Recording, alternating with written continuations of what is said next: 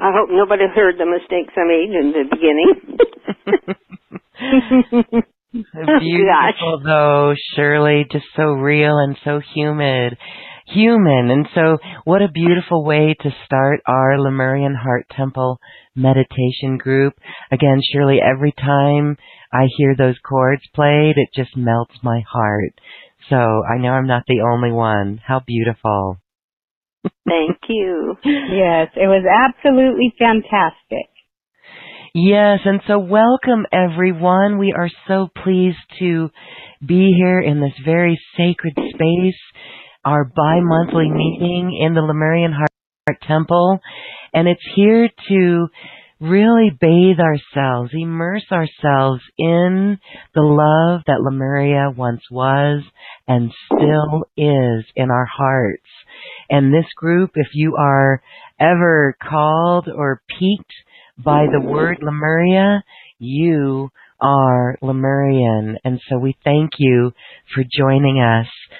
Wow, what a time, what a time, what a time. Here we are in September, and it's a beautiful time of year. It's fall here in the Northern Hemisphere, and it's the beautiful springtime in the Southern Hemisphere, and it's just a beautiful space to be in. So I welcome my co-hosts, Michelle Anderson and Shirley Irene Ponto. Welcome, ladies. Thanks so much for being here. Thank you for having us. It's so wonderful that we have these family calls. Yes. Well, let's talk a little bit about what's going on, because the Saturn has come out of its retrogradeness. I guess it was, 5 months or 6 months in retrograde, and suddenly it feels like inspiration is coming in, creativity is coming in, and yesterday's new moon, our cosmobiologist Shirley says that yesterday's new moon was the Angels of Fantastic Vision. Shirley, talk a little bit about that. Okay. Well, let's, we still have in our charts Pluto, Neptune, and Uranus. They're still retrograde. But I swear to God, I thank God every day that Saturn has finally gone forward.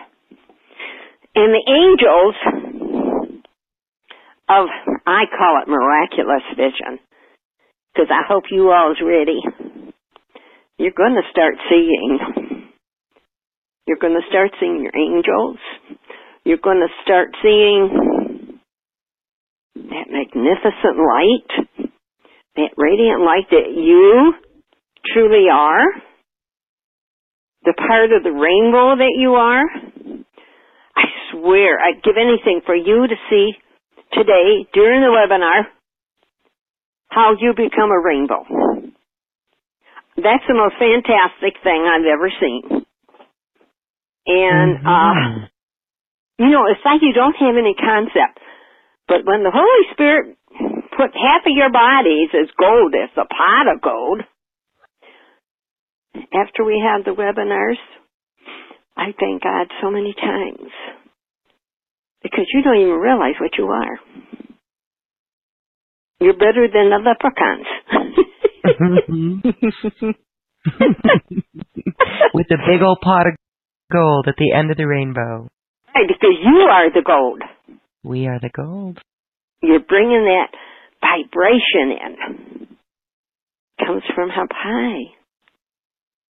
And when we start, a lot of times, I see that core coming down individually. Each one has their own portal core that I have created here in the last 5 years in Ypsilanti. And I thought, oh my God, then they go out there. Family, friends, neighbors. I wonder if they're ever aware of the blessing just their presence is.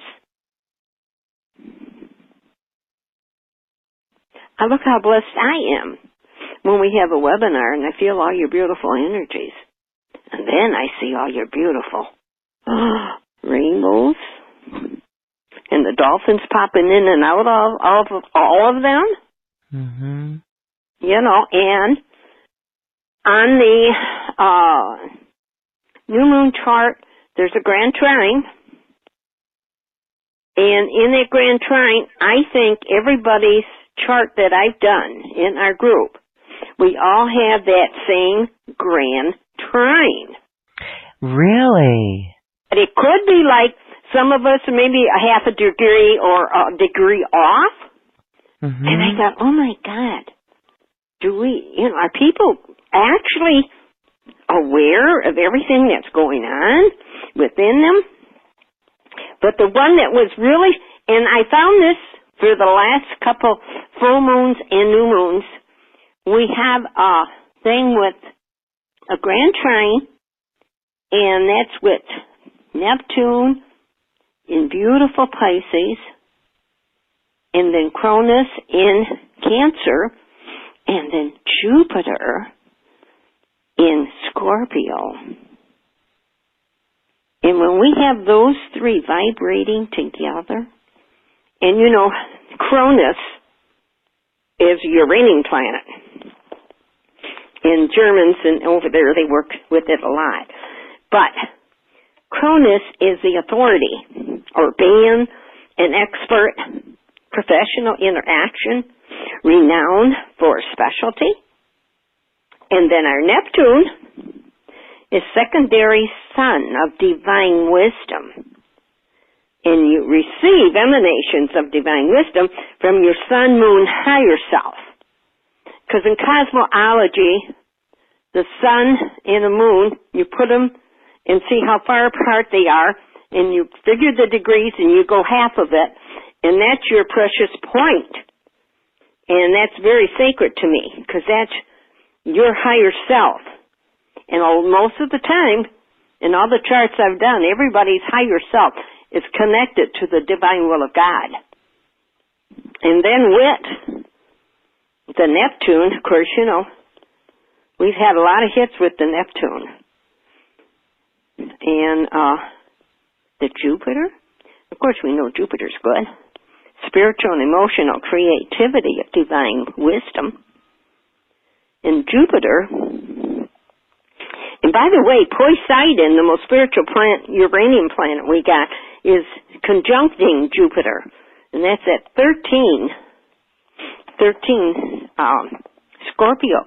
And Poseidon is receptivity, psychic ability, spiritual belief, metaphysics, strong receptivity, and emotional spirituality, where I can see, wow, like the flower of life is already within you, not outside of you, within you when this is developing. And Jupiter is, I was just fascinated with this. Jupiter is at the angels of, you ready? The angels of divine love. And Poseidon is at the angels of imitation. So the imitation, the angels tell me that we're releasing the imitations that we're doing because of the divine love is coming in, and we're flowing. And when I can look, and especially when we do our webinars, and I can see your rainbows and the gold on the bottom of you, you're the golden pot, and it's like, oh, really? See if I can count them all, you know. But it's so beautiful. And I hope you can feel the love that's coming in, because that divine love is from the highest. You can say Mother, Father, God.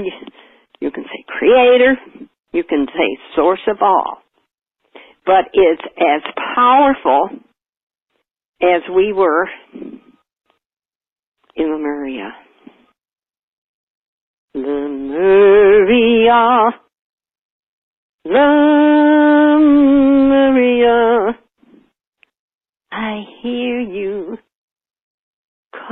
join me.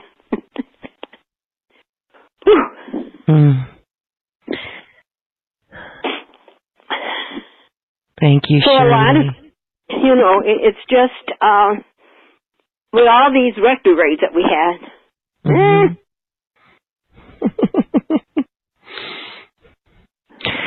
Really a good time to feel that divine love again.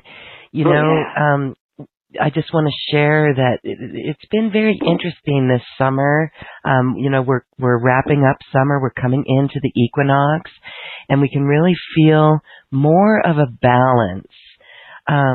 I used a word explosive for the summer, and it was almost like if we were still clinging to anything that needed to be removed from our programming or our imitations, it got rather explosive. And so, yes, to feel this divine love, to actually surrender to it in every moment when we are caught up in the same old story or the experiences, we can really stop ourselves and feel that divine love.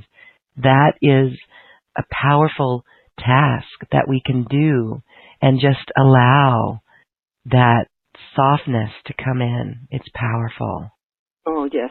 And I want to say, Michelle, we welcome you here on this episode. You are working, I want to say, there's so many light workers who are in the trenches, and I want to say that right now you're in the trenches with what you're doing in Southern California with the San Onofre nuclear plant. And we, on this call, everyone who's listening, absolutely mirrors back to you all the love that you've shared with us.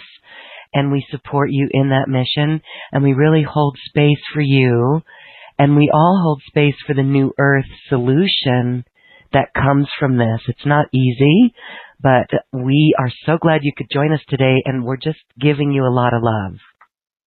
Oh, I keep her in my heart. Thank you so much, Lorraine. That's so good to know. I really feel that the love of Lemuria is what can save our planet. And one of the things that's coming through for me a lot lately is the merging of the mind with the heart. Because as we remember, and more people are awakening to those deep-seated memories of Lemuria, where love was our powerful force. Love is how we operated, and there was no hierarchy in Lemuria, no spiritual elitism. We were all part of this beautiful, grand, human design that just emanated and radiated out love. And, a lot of people nowadays, you see a lot of things happen that have an essence or a vibration of more of an Atlantis feeling. And when we think in terms of Atlantis and we think in terms of Lemuria, one of the things that I personally am getting very strongly right now is the merging of the heart with their mind, because in Atlantis, we got so caught up in technology and in our inventions, and in, then the ego takes place, and then it's, technology surpassed loving consciousness. And I really believe that now that we have entered the digital age where we see 11:11 on the clocks, and so many people are seeing the 11:11 time prompts, and we're seeing all these different time prompts through the digital age, we have returned to the place where in the past we've taken a wrong turn. And now humanity is being given an opportunity to correct itself by actually following our soul's original divine blueprint, that evolutionary journey that's taking us to this place that says consciousness has to be the way forward, not technology. Even though, I'm sitting here with a computer and a cell phone in my hand, so technology has its place, and I'm not dissing on technology, but I'm really feeling that the people who are drawn to join these calls and be in the Lemurian heart space, we're co-creators and emanating divine love rather than getting stuck in our minds and our contraptions and, you know, really feeling our oneness, really knowing that oneness is the way forward. And so I appreciate that you're bringing that into the fold. As far as the nuclear situation goes here, you know, I don't want to separate us out and say it's only affecting Southern California. No, There are there are only two nuclear plants in Southern California, Diablo and San Onofre. But when you think about the pivotal role that Southern California plays and how, you know, we have the whole Pacific Ocean here, just like we see what happened at Fukushima, this affects all of us because of the way that we sustain ourselves, our food supplies, the fish in the ocean, you know, our whole ecosystem.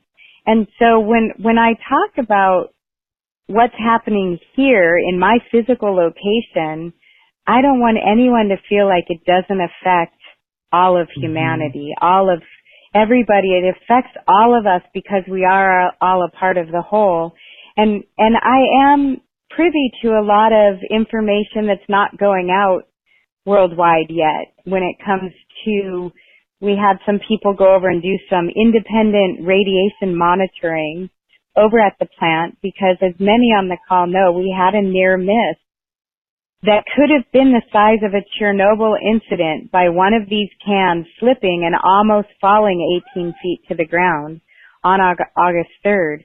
So today is the first day of our government, the Nuclear Regulatory Commission, going on site to where those canisters are. And there are 51 cans that are 15 years old. So they've been sitting there for 15 years. And there's another 72 cans that are trying to be buried right now. And they've stopped it for just this week while they do this investigation. But what most people don't know is that when this radiation monitoring took place, there were some really high levels of radiation being emitted from those older cans. And there's no contingency plan by this plant that allows people, you know, access to what do you do? If that happens, what do? We don't really know what we're supposed to do. There's no emergency plan and FEMA's not responsible. So it is kind of a big thing. So what do we know how to do? What do our Lemurian hearts know what to do? What we know what to do is make powerful invocations and prayers as the one heart. That's what we do in this group. And we know that we're acting as one, the we are. We're all individuated and we have our I am presence, but in the we are so powerful when we actually make the commitment that we're coming together as one heart. And that's what I love about this group, is that we can make these invocations and these prayers in our one heart and see this golden light, you know, enveloping a protection, and also asking for divine assistance to get the higher selves of the minds of all the people that make these decisions to come forward and to correct this, what I would call a human miscreation. You know, when we came on this call, I didn't have an invocation to read. I misplaced my little Patricia Cotto-Robles New Earth book. It's somewhere, but I haven't been able to find it. And I went online and I remember there was something called a Great Invocation. And the Great Invocation that was originally written by Alice Bailey was written in I think it was the 1940s. And it was written in April of 1945. Wow. And there have been some adaptions made because back then we used different terms, you know, and now I think we're at a place where we're using some other terms. So when I looked at it, I looked at the adapted invocation, and then I even adapted it more for this group, for our Lemurian heart group. But it has that same essence and vibration in it. And I would love to be able to start our call off today with us having a great invocation in our Lemurian heart, where we can really all feel our hearts joining together, the light inside of each one of us merging together to create a radiant light source as we come into today's meditation for our Lemurian heart with Shirley Irene reading and bringing us into that place where our hearts are completely open and really holding the space that all of us are emitting this frequency to all life on earth through this group and through this, we'll just say this adapted great invocation right now, and I'll say it now so we can all get into that space as we're led into this incredible meditation. And Shirley, Irene, and Loren, thank you so much for the honor to be part of this beautiful grand trine that we are holding space for this entire group where we're all putting forth our efforts together. Our Lemurian heart it wouldn't be what it is without every person here. So I want to thank all of us for doing the work that we're doing. I may be a boots on the ground kind of person, but I think I'm not that without all of you. So thank you. Thank you for supporting this effort. And I really just like to... Yeah. So Michelle, that's beautiful. And before you read that, I just want to say it's perfect for today and what we're going to do. Shirley's going to take us on a Shambhala multidimensional healing, and we're going to become and activate the Violet Flame Tribe. And we'll really work to just send our love of the One Heart to all the areas of our beloved planet that need it, and all of her perfect. humans too. So that's perfect. Thank you. So take it away. One other thing I'd like to share that I learned about last night was and if we could hold this in our hearts as well, because so many of us Lemurian heart beings are very, very close with the cetacean family, the dolphins and the whales. And we know the dolphins and the whales are ancient record keepers and planetary midwives, and they're using their frequency transmitters. So they're ancient frequency transmitters. And this week in Brazil, there's a meeting going on with an international group. I'm trying to remember what the name of the group is. Here they are. I have it right here. It is called the International Whaling Commission. That tomorrow in Brazil, they're voting at the 67th International Whaling Commission meeting. And they're voting on how to protect the whales and the dolphins, what the laws will be. There's a lot of people in Iceland, Norway, and Japan that really believe in killing whales. I don't know how else to sugarcoat it, but they have their practices. And in this group, of course, we honor free will, but all of us, I think, agree. I can't imagine that we don't, but all of us agree that we want protection for our whales and our dolphins, our cetacean family. I feel like they're the ones, they've been on Earth a lot longer than most of us. They're sentient beings that have been here before human beings, and they know that we need them to stay protected in order for humanity to keep going on our evolutionary journey. So if space Whaling Commission will vote to protect all of these sentient beings as well. That's going on tomorrow. Did you know that, Loren and Shirley? Did you learn? No. Have you known about that yet? That's beautiful. That's perfect, isn't it? Yeah.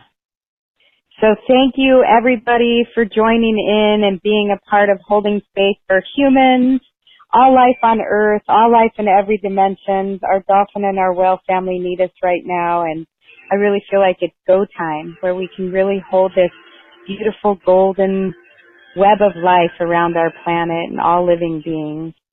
So we'll just start with this adapted great invocation, if you will. Oh, I'm going to take a big deep breath in, centering And thank you. Thank you for being here.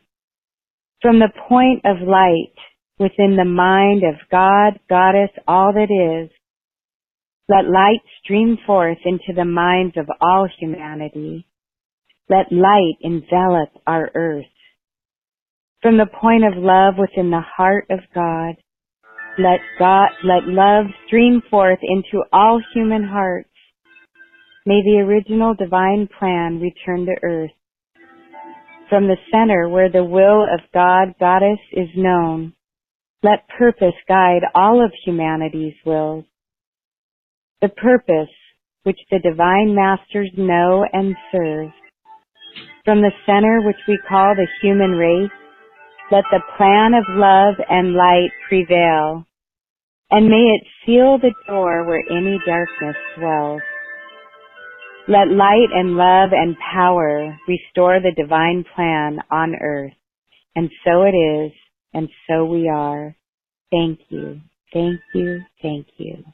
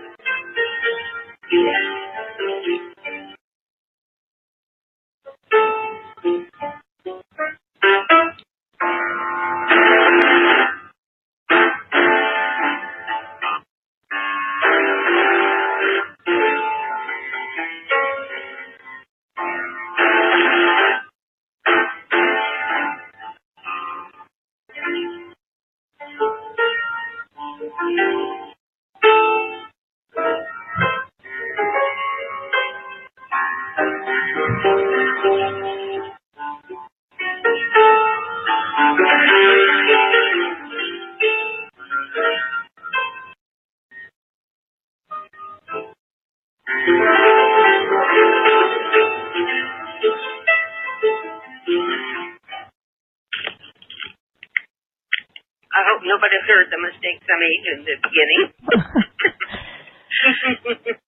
Beautiful, though. So real and so human.